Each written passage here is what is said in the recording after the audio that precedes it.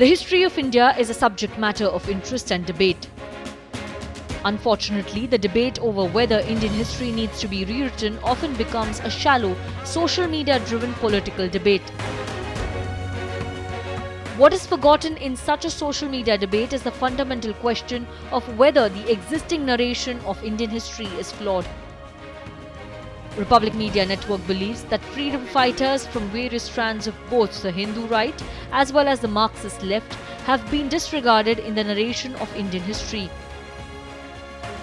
Our network also believes that individuals and legends like Netaji Subhash Chandra Bose, who posed a challenge to Nehruvian supremacy within the Congress and whose approach to the struggle for independence was different, have been cut out from Indian history. In our attempt to rekindle a discussion on presenting the true history of India, we are featuring the multifaceted Sanjeev Sanyal, whose book on Indian revolutionaries is making waves even before its release. Welcome, ladies and gentlemen, to yet another episode of our restarted series, The Nation Wants to Know. And today, I have, on the first episode of The Nation Wants to Know in 2023, I have with me one of India's finest economists, one of India's finest authors, historians, speakers, and for me, one of my best friends, Sanjeev Sanyal. Sanjeev, it's a pleasure to have you. Thank you for having me on your show. No. And I want to begin with the disclosures. We go back a really long way. We do, to Delhi University of the early 90s. Absolutely. Who can forget that? Who can forget that? And also at Oxford, where you were doing your degree and postgraduate degree, and I was doing my master's. So we go back more than 25 years. Absolutely. Wonderful to see you again. Great to have you. I'm so happy to see you doing well and having such a following of your own and performing so many roles both in the service of the nation as well as professionally. So thank you. Congratulations for that. Thank you. Now viewers, I will come straight to the point. And I do believe, viewers, this is a book that, first of all, it's not just a normal plug, but I'm saying this because I believe in it. I believe that this book is something which everybody, their parents and their children should read. It's a book called Revolutionaries, the Other Side, the other story of how India won its freedom. And the context setting for this is simple. The context setting is, Sanjeev, and I'd say this, that we keep talking about when are we going to rewrite our history? When are our children going to see the real history of India put before them? When will we see the truth being put out? When will we see others who have not been recognized being put out? I believe we don't really need to wait for our school textbooks to be changed, because that can't be the only source of our knowledge and information. And I think your book is a big contribution in that. Why do you call it the other side of how India won its freedom? Well, because I think there is another story to how India won its freedom. It was not granted its freedom. It grabbed its freedom. And it was not only through the non-violent movement. There was, throughout the British occupation, a armed resistance to the British. This happened right from the beginning with the Marathas and Sikhs and so on. But in the 20th century, with the revolutionaries, you see this really strong armed resistance, which is not just within India, but spanning across the world, from California to Persia to Japan. There's this massive network that for half a century kept up this resistance. So I think this story needs to be told. Sadly, it is barely mentioned in our textbooks. Now, can I just tell you what the popular perception of this is? Not popular, maybe flawed, but the view has been, Sanjeev, that, oh, okay, there were a few revolutionaries. There were a few people who didn't believe with the moderates. The moderates were the good guys. The revolutionaries were these unpredictable lot of people. And extremists. Also, Extremists. Extremists is the word. And also very loosely congregated. There's no real intellectual, philosophical or organizational link between any of them. So before we go into the details of that, is that perception true?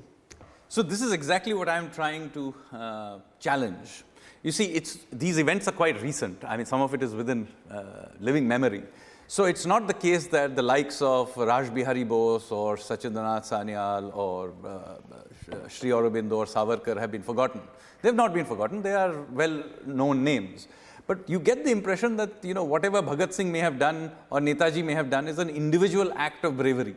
Peripheral role. Yeah, some peripheral thing. There was no grander strategy and so on. That's not the case. All these people knew each other. And this effort has been going on. So, for example, the INA is not the first attempt to cause a revolt in the British Indian Army. In the First World War also, Raj Bihari Bose and Sachindranath Sanyal tried to cause such an exact same revolt called the Gadar Revolt. It failed, it's a different matter, but it wasn't the first attempt. And same Raj Bihari Bose then in the Second World War actually sets up the INA. It's not Netaji who set up the INA, it is Raj Bihari Bose who set it up. It was his second attempt. And then you have the Great Naval Revolt of 1946, same thing, basically a revolt in the British armed forces. This was the key thing that the revolutionaries were trying to do. Since you mentioned the naval revolt, you also mentioned that you actually got to know about it in your 20s. Absolutely. So you never knew about it till college, and probably I never did as well, and you researched it independently on your own, and that's the flawed history that we've been reading all this while. So I take you to page 8 of your book. My first question to you is emanating from your book, and by the way, marvelous introduction out here. You know, on the role of non-violence in achieving our freedom. Was the role of non-violence in achieving India's independence overplayed to be made to look like it's the only theme? And emanating from that, a follow-up question where you can deal with both together. Is there an opposition or an embarrassment about the role of armed resistance in achieving our freedom? So an armed resistance is the most natural of things. Almost every other country in the world employed it to gain freedom. So nothing very unique to us. The problem is that the story that we are told in official sources is that somehow this movement in India for gaining freedom was uniquely non-violent. Now I'm challenging that. Now I'm not saying that the non-violent movement did not have a role. It did have a role. But the fact of the matter is there was also this other movement, which was a very large movement, which, by the way, didn't just involve the revolutionary networks themselves, but had links to, for example, peasant movements like the Eka movement, or the tribal revolts, for example, by Alluri Sitaramaya Raju, now made famous by RRR. So there were all these other movements that were going on, which were interconnected with each other, and they went on for a very long time. And I said, culminating, of course, in the naval revolt of 1946. But, you know, with major revolts like the Chittagong Armory raid and other sort of incidents, which continuously happened. So it's not something that just happened in one spark. But my question was the role of non-violence overplayed? Absolutely. And why was it overplayed? Because we've all been brought up with that ideal. Well, that, you know, if someone slaps you on one cheek, you must turn the other cheek and get slapped on all the cheeks till the other side tires out, and then you will have a moral victory over them. My question to you was that generations of Indians, you and me, have grown up feeling that all that brought us was a passive, non-violent resistance. Now, was that overplayed? Absolutely overplayed. And there are many reasons for this. By whom and why? Well, first of all, you see, the revolutionaries were a big movement. They were even big inside the Congress, big enough that Netaji was able to defeat the Gandhians in an open election within the Congress. But what happens at independence is that most of these big leaders of the revolutionary movement have essentially been killed, or they have died from natural causes in a few cases. Some have been sent to the gallows and so on. So the revolutionaries don't have any leadership left. So when India becomes free, it is essentially comes to be ruled by one faction of the Congress party, and perhaps human, they are human and they overplay their own role. But here is where I think they really went wrong.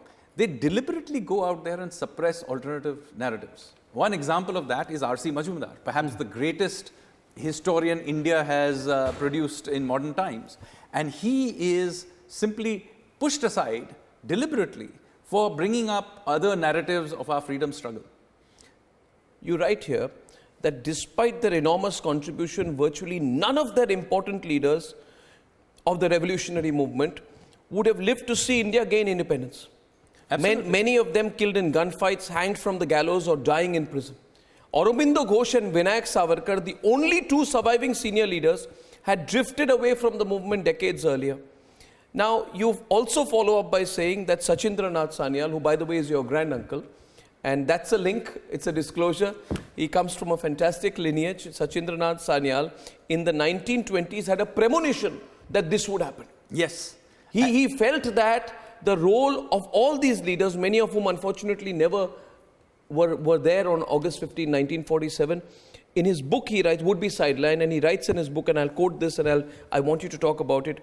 He says that the reason for writing his book, according to you, was not merely to inspire contemporary revolutionaries, but also to leave behind a personal testimony for future generations. And Sachindranath Sanyal says, I'm writing this book so that in future, a few chapters of Indian history can be correctly written. So in the 1920s, there was a sense growing that all these revolutionaries would be lost in terms of, they saw independence coming, but they felt that their contribution would be sidelined. Absolutely. Why was it so? Why was there the cynicism and pessimism growing? So I don't know why he had this premonition, but he turned out to be absolutely right. I mean, he himself died in 1942. But he wrote in the 20s. He wrote this in the 20s. But what is happening here is, I think, he has this premonition that many of his contemporaries are just going to be killed. He himself is that the reason? Or is it that the Congress party at that time, or the quote-unquote, the loyalists to the British Empire within the Congress party were sidelining this group? Well, this friction within the Congress is there right from the beginning. We call it the extremists versus moderates in our textbooks. But in fact, I completely disagree with that. I think we should not use that phrase. I love the phrase nationalists versus loyalists. Yes, that's what the revolutionaries called it themselves. Yeah. Now, this friction is always there. And of course, the revolutionaries have this premonition that they might be sidelined afterwards. So they write this, but do remember that when they are writing these things, much of what they are writing is also underground. So much of their literature, you have to understand, is being distributed in large numbers, but as underground literature. Savarkar's book is brought to India in handwritten thing and then later reprinted. So they are trying to tell their story, but through underground literature. So this is also one of the reasons that sort of this premonition may have existed in their minds. My other question to you is, who inspired the revolutionaries more? Indian figures or global events? Because you write, at one point you write, that in this revolution of ideas, obviously there were various influences. If there's someone watching this interview tonight and the question from them goes to you, were Indian figures like Chhatrapati Shivaji, Guru Gobind Singh, inspiring the revolutionaries more in their armed resistance? Or was it global events? Like for example, the success of Marxism, and its evident popularity through the 1920s and 30s. We cannot undermine the contribution of Marxist philosophy, or perhaps Irish nationalism, which was also sort of very prevalent in that period. Absolutely. So which had a greater influence? Well, the revolutionaries were characters of their own time. So of course they were impacted by many things, the Irish, the communism, the rise of Japan, by the way, after 1905, when they defeated the Russians. So there were many external influences, Garibaldi and Mazzini were Italian nationalists, and so on. But a very important inspiration was also the long history of India's resistance to foreign occupation. And so Rana Pratap, Shivaji, and of course Hindu revivalism is an important part of it. Again, today's writers tend to be embarrassed by this, but the fact is Hindu revivalism was a very important part of how they saw themselves. The initiation rites, for example, are all about holding the Gita in one hand, a revolver in the other hand, and making oaths to a form of Durga or Bhavani or Kali. So you can see Hinduism, particularly the Shakti strand of Hinduism, having a deep influence on the way many of these revolutionaries saw themselves. This is not to suggest that they were bigots. There were non-Hindus also in this. For example, Ashfaqullah Khan was a great revolutionary. You have Madam Bhikaji Kama, also a part of that movement. So there are others as well. But you cannot deny Hindu revivalism and Hindu nationalism is an important part of the story. At the core of it was nationalism. Absolutely. At the core of it was nationalism. And I feel, again, my knowledge is so much, has less depth or knowledge as yours. But if I may put in my 2 bits here, that we tried to draw a complete divide between, say, Savarkar, Bhagat Singh, or Bagha, right? And is that the right thing to do? Because there was something that connected them. We look at what divides them. We don't talk about what's connecting them. In fact, Savarkar's work on 1857 is quoted by Bhagat Singh. Absolutely. And is a source of inspiration for Bhagat Singh. Absolutely. And it may seem surreal in today's world where there are these complete bipolarities, that how could Bhagat Singh be inspired by a work written by Vinayak Savarkar? So my next question is, was Savarkar, according to your book, Savarkar and Bhagat Singh and Bagha all part of a connected history? Absolutely. And are we not even writing about that history? And have generations of Indians never known about those connections? So this book is an attempt to try and tell the story, because you see what we have done. But answer my question on that. So what we are trying to do is to see this history from today's ideological lens. But their lens was completely different. I mean, like, for example, Bhagat Singh, his guru is Sachindranath Sanyal, who is explicitly anti-Marxist. Yeah.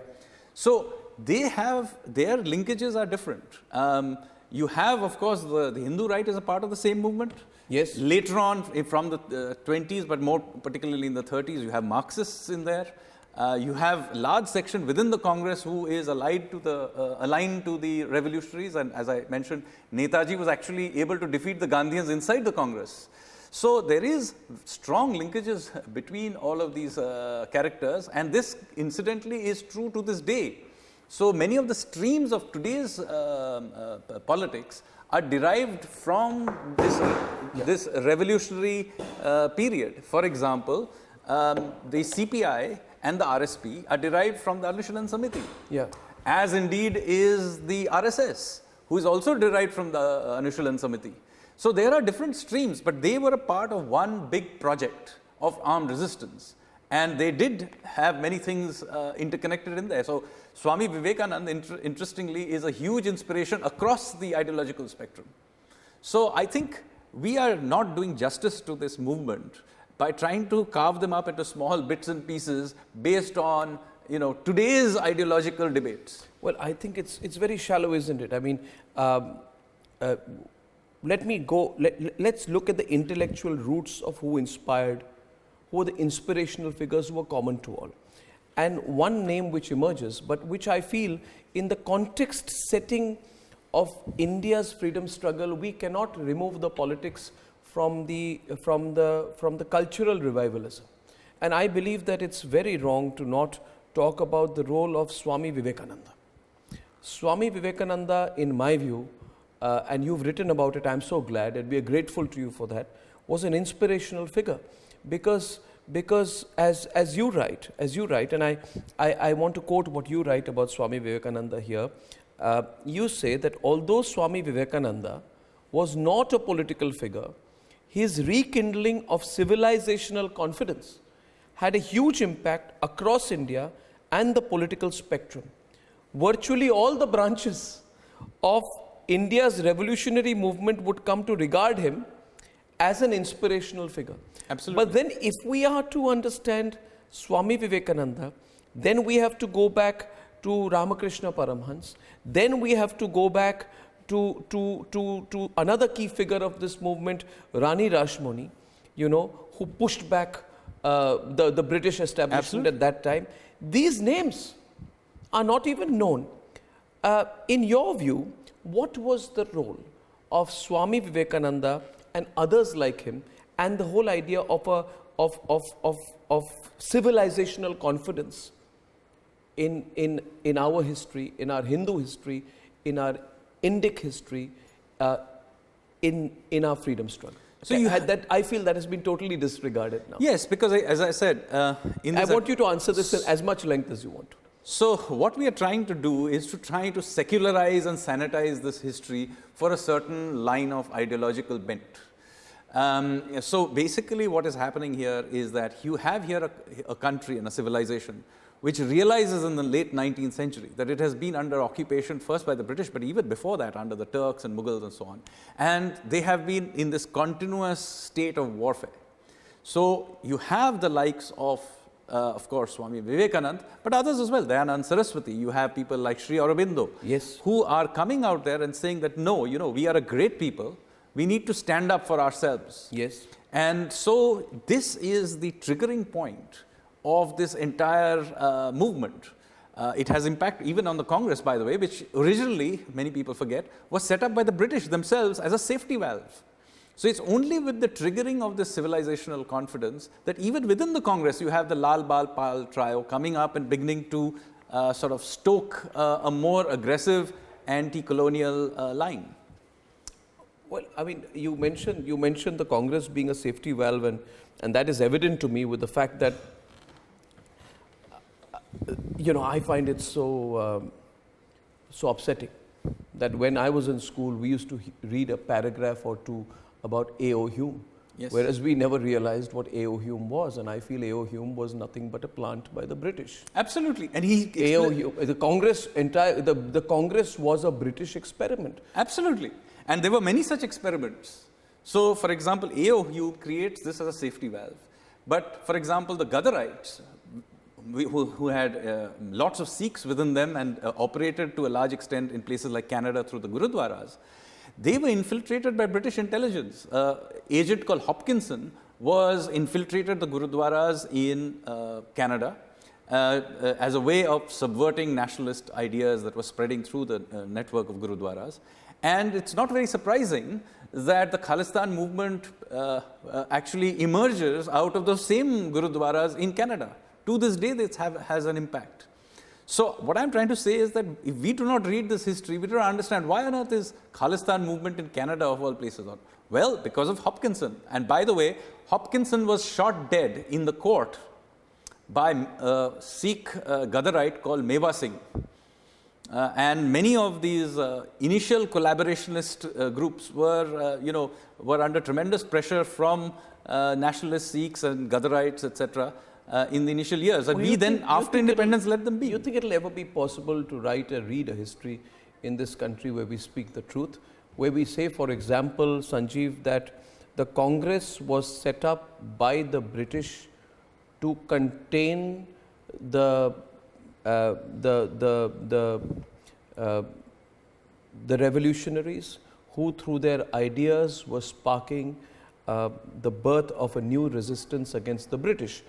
And that, will we ever have a textbook which says that A.O. Hume was a British plant, the Congress was a British creation, which is evident from the fact that they put a complete out-and-out shameless imperialist called W.C. Banerjee as their head. And W.C. Banerjee was an abject imperialist. He was a loyalist. He was a complete British loyalist who had no affection or he didn't even live in India eventually, and he became a member of the British Parliament. But the problem with are we ready to speak that truth as clearly as we should? Well, actually, why don't we? The tragedy is that there is more than adequate evidence for this. In their own words. But why are we squeamish about it? We are squeamish about it because we tend to think that somehow this has. We must do this because of today's political debates. No, why do we need?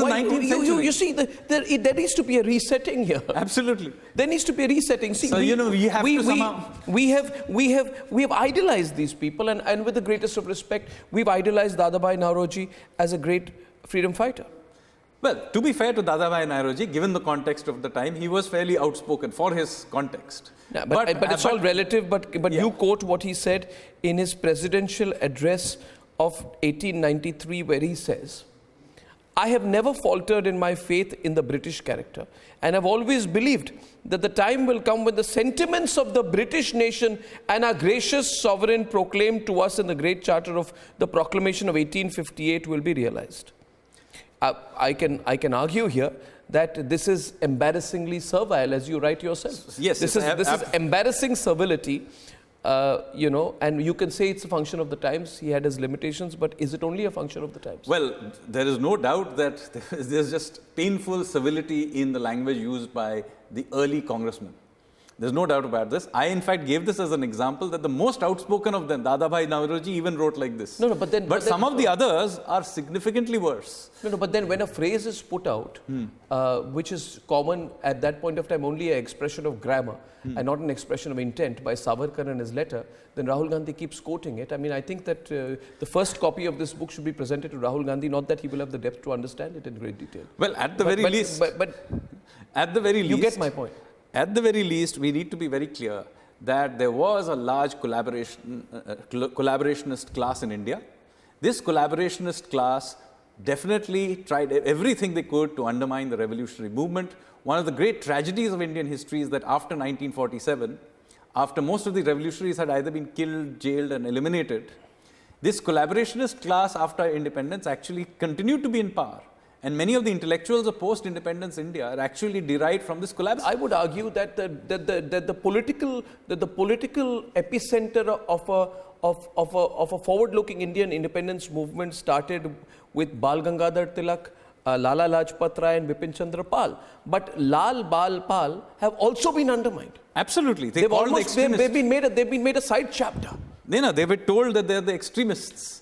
Why extremist? Was it extremist? Nothing extreme about what they were asking. They were just asking for freedom. No, they were asking... Which is a reasonable thing to ask for. And they were nationalists. Absolutely. So the loyalists at that time were going... I mean, after a lot of cajoling, finally in the late 20s, they began to ask for some dominion status.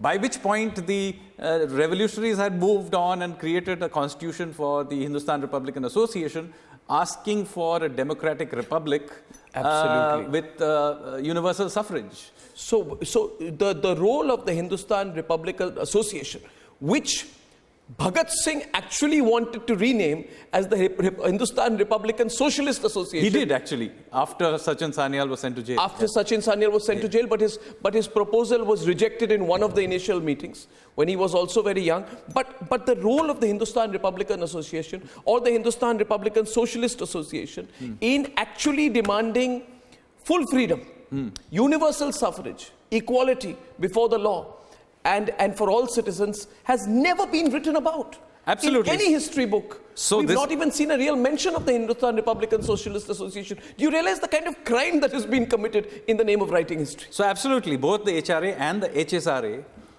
are barely mentioned. Whereas they were very important characters of that time. In fact, there are debates in Young India between Sachindranath Sanyal and Gandhi, which were published as part of the debates of that time. So they were really a part of the national debate of that time. And a generation before that, Bande Mataram, Karma Yogi with Aurobindo and others writing. So these were all very well-known national figures. The debates of the time involved these revolutionaries, and yet we have quietly deleted them, and kind of you'll get one small paragraph talking about the INA at best, and then everything else is about the Morley Minto reforms and so on. Okay, one other point, these people who call themselves left liberal, I always say there can be nothing called left liberal. The biggest oxymoron, because a leftist can never be liberal and those who are liberal can never be leftists. But the left liberals, quote unquote left liberals, have completely removed any element of revolutionary Marxist influence in our freedom struggle. That does not just end, but it begins with the complete alienation or elimination of Bhagat Singh from the writing of the history of India. Why is that so? Why has the role of the leftists been undermined? Many of whom had tremendous sacrifices, went underground. Were they also perceived to be a threat? Well, in the specific case of Bhagat Singh, he has been in some ways built up by the left as their contribution to the freedom struggle. But in fact, Bhagat Singh was a part of a movement which was almost entirely nationalist. Yes. His sort of guru, so to speak, was Sachindranath Sanyal, who was clearly anti-Marxist. Yes. And he himself in his text writes, why I'm an atheist, he mentions that almost everybody else is not a Marxist. They had to sort of make him kind of the founder of the movement, because the actual founder of the movement, who is M.N. Roy, yes, who founded the CPI in Tashkent in 1920, he actually drifted off from the mainstream communist movement and therefore became a bit of an embarrassment. So the left had to kind of resurrect Bhagat Singh as kind of their founder, but he was not their founder at all. Even more embarrassingly, the CPI went and actually supported the British during the Second World War against the INA. Yeah. They have more than adequate literature of them mocking, for example, Netaji, which they will now try to be sort of brush under the carpet. Interestingly, the group that got probably the largest group of Marxist revolutionaries that were there ended up in a party that is now almost forgotten, which is the Revolutionary Socialist Party, RSP. It is today not a very important party, but there was a time when it was a significant presence, particularly in Bengal. And again, that party has more or less frittered away. So that's where it is at. And on the other end of the spectrum, of course, there is the RSS. Yeah. Its founder, Hegdewar, was the head of Anushilan Samiti in Maharashtra. And if you see the way the RSS is set up even today, it's directly derived from Sri Aurobindo's pamphlet called Bhavani Mandir. Bhavani Mandir. Where he describes exactly the network of akhadas, which is what the shakhas are. So there's an enormous contribution of this movement to even understand India of today. So viewers, if you can look at it, what Sanjeev Sanyal just said was, unfortunately, we have been looking at our history through the prism of political convenience. A servile history has been written, aimed at basically being a hagiography of the Congress leadership of a certain strand. Not that they had no contribution, but of a certain strand that's been overplayed. But in the last 2 minutes, if you just heard Sanjeev, you would have seen him refer to Bhagat Singh, Sachindranath Sanyal, Aurobindo. We've spoken about Swami Vivekananda, the intellectual roots. Rash Bihari Bose. Rash Bihari Bose, Swami Dayanand, the Gatharites. And it is impossible for us to even conceive sitting here today that when Sanjeev and I were in college, we never even knew about their contribution and we were told they were simply irritants to the larger non-violent purpose of getting our independence. We have completely mutilated our history, Sanjeev. Absolutely. We have mutilated our history. And now I want to, since you mentioned Aurobindo, and I go back to what we are unfortunately embarrassed about, but which is very relevant. Aurobindo. Fascinating individual here. Aurobindo Ghosh, brought up as an Anglophile, broke away. You know, till a particular point, his father would not even let him read or interact. In Bengali, right? And he goes to Britain, he studies in Cambridge, and his story, but at some point of time he rebels against his father and he follows his own heart, and it takes him a long time to find his own roots. But through Aurobindo, I want you to speak a little bit now about the role of Hindu revivalism in our freedom movement. And the reason I'm saying this to you is because it's very easily said, oh, the RSS never contributed to India's freedom struggle. It's a sweeping statement which has been made. It is my contention, but you would articulate it better, that there was a significant role of Hindu revivalism in our freedom movement because our Hindu roots can never be separated. It can never be separated from our history. I'm quoting to you here, Aurobindo Ghosh's Uttarpara speech of 1909, where Aurobindo Ghosh says the following. The Hindu nation was born with the Sanatan Dharma. With it moves, and with it grows. When the Sanatan Dharma declines, and if Sanatan Dharma were capable of perishing, with the Sanatan Dharma it will perish. The Sanatan Dharma, that is nationalism. This is the message that I have to speak to you. You have also written here that many post-independence historians, in an act of misplaced secularism, downplay the importance of Hindu revivalism in the freedom movement in general and on the revolutionaries in particular. So we are faced with a very strange situation. You have these writers of history have completely blacked out the role of the communists, the Marxists, and they've also completely blacked out the role of the those who come from a Hindu revivalist tradition. Can you expand a little bit on this, the role of Hindu revivalism in our freedom movement? So we discussed earlier about Swami Vivekananda Yes. and Dayanand Saraswati and the Arya Samaj and so Yes. on. What happens here is you have here a character, Sri Aurobindo, or Aurobindo Ghosh as he was known then. Yes.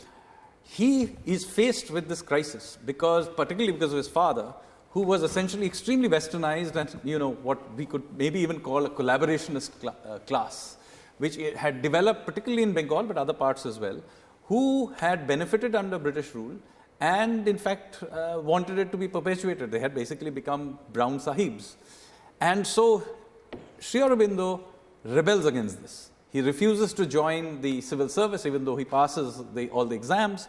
And then he comes to Baroda and he begins to build this new narrative.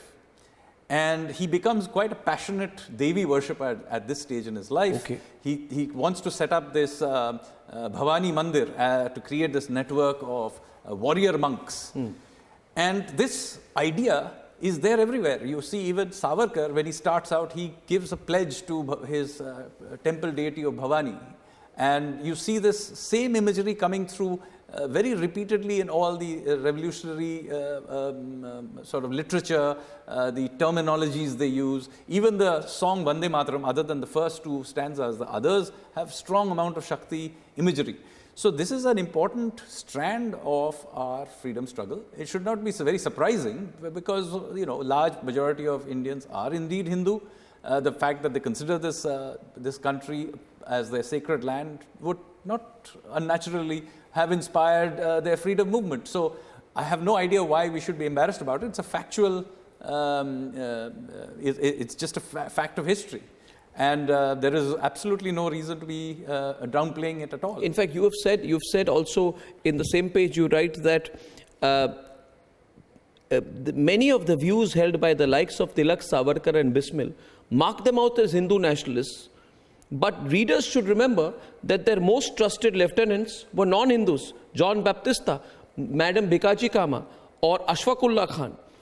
And you go on to say that basically the unapologetic Hindu identity of Tilak and Savarkar does not make them bigots. Absolutely. And that's a learning for the times. Absolutely. For example... So the stereotyping which is going on right now in social media, elsewhere, by people who do not go into depth, is terrible. In fact, I think when I read your book, that made them a bigger threat. Absolutely. To the British. Because the fact that they brought everyone together. Yes. So Sachindranath Sanyal is an inspiration for Bhagat Singh. Now today, oh my God, how can somebody who belongs ideologically what we would today call to the right have inspired somebody from the left? Well, they would have probably laughed at this argument in the first place. Netaji, for example, was very much inspired by Shaktism, but he sort of, but he belongs to the left. Yes, he did, but he was also a big Durga Bhakt and inspired by Swami Vivekananda.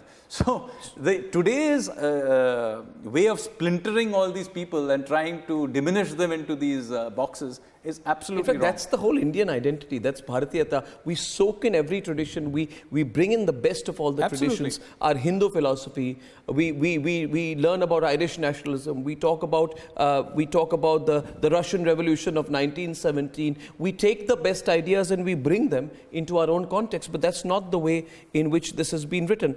One point here, page 34, you very interestingly quote, take a few more minutes here. You say that, when, I think this is your reference to where you're writing in great detail to the support that Sayaji Gaikwad gave to Sri Aurobindo. And you talk about how the Delhi Darbar happened at that point of time, and Sayaji Rao Gaikwad was very careful to support Aurobindo, but not be seen to be overtly supporting Aurobindo because he had to play a little bit of a middle role. Yes. He couldn't go completely foul of the British. So he went to the Delhi Darbar of 1911 when George V, I think, was visiting India. But when he went up to the dais, there was a single perfunctory bow. Then he walks back and he shows his back to the emperor. He's forced to write a letter of apology, but it was an act of defiance, I think, well thought out by Sayaji Rao Gaikwad. But Motilal Nehru, who was a witness to the event, was very upset at Sayaji Rao Gaikwad. which gives me a feeling that Motilal Nehru in 1911, unlike what the Nehru-Gandhi family, Nehru-Gandhi-Vadra family, as I described them, would like us to believe, was quite servile himself to the British. And he says to Jawaharlal, he says, I'm sorry to say that Gaikwad has fallen from the high pedestal he once occupied in public estimation. Absolutely. So Motilal Nehru was certainly not happy about what Gaikwad did at the Delhi Darbar. Yes, Motilal Nehru did belong to what would be called the loyalist faction. But to be fair to him, there were periods in his life where he also did support the revolutionaries, for example, in the 20s when he was in the Swarajist faction as well. So I can argue that that was convenient at that point of time. Maybe. But the fact is that he was, no doubt about it, that Motilal Nehru was a politician of his time. He was playing to whatever happened to be the audience that he was. He belonged to the moderate faction. Later on, he joined the Swarajists, who had derived from the Tilak's faction, the Lal Bal Pal faction, and so on. And at times, he did support the revolutionaries as well. But yes, at that particular instant, there is no doubt that he was a loyalist. Let's have a transparent reading of history. Can I ask you a question here right now? First of all, Sanjeev, why does the lobby hate you? You know, they say, why does Sanjeev Sanyal need to get into this? He's an economist. He's been a banker. He's worked with a global MNC bank. He's in the government. They're okay with, they tolerate you up to that point. When you get into history, they savagely attack you. And they say you are an interloper, you do not have a PhD in history, you do not have academic credentials in history, and therefore you should keep your mouth shut. Well, I probably get attacked quite a lot on my economics as well. But yes, it is very often brought up that I am not trained historian. But my view is I have never claimed to be a trained historian.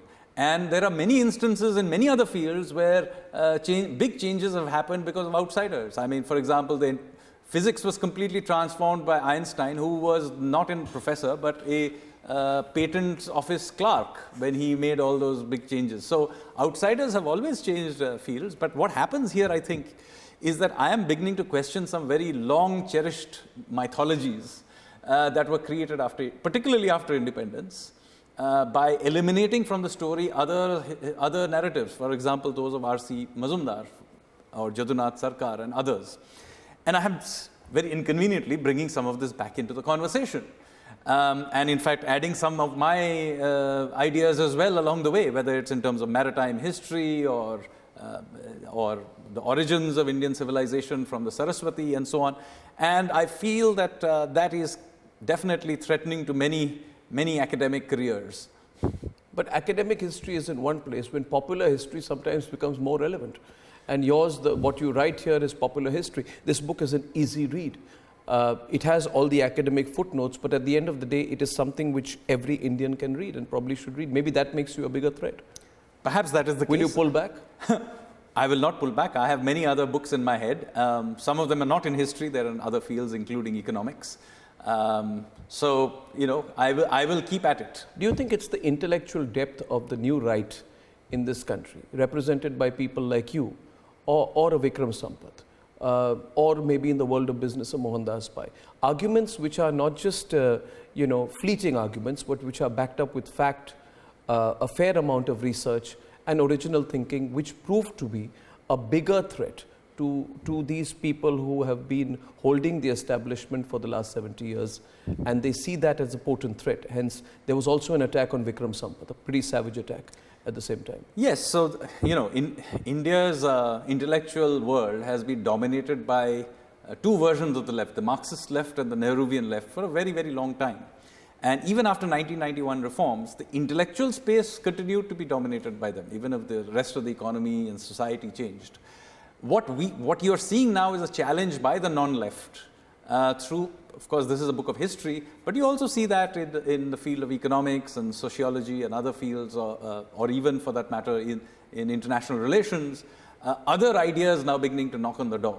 And I'm not surprised that the incumbents will feel threatened by that. Do you think our last question, since you have been a macroeconomics student and practitioner for most of your career, do you think as our economic cloud grows, our awareness of the depth of our Indic civilization needs to grow, and awareness of it needs to grow? to really achieve what the Prime Minister speaks about. Absolutely. Being a developed nation. We can't just be developed economically and not in terms of self-awareness. So every civilization digs deep during its period of revival. I mean, you look at the Europeans, they dug back to the classical period when they went through the Renaissance. The Chinese are currently rediscovering a lot of their own history as they emerge. I mean, whether you like their belligerence on international affairs is a different matter, but certainly their revival is heavily dependent on understanding their own history in their own terms. And our own revival, as we are going through it, will be based on a better understanding from our own lens of our own history. And I think that is an absolutely important ingredient in the story. I think that's absolutely fantastic. Sanjeev, I have really enjoyed this. I've enjoyed catching up with you. I truly wish you and scholars like you all the very best. And I'm openly plugging for your book, which I never do. And HarperCollins, you know, this is a paid advertisement for them. But The Revolutionaries by Sanjeev Sanyal, ladies and gentlemen, your weekend read, your month's read or your week's read. Don't miss this one. Thank you very much. Sanjeev, good meeting you again. Thank you. Thank you. Thank you. Thank you.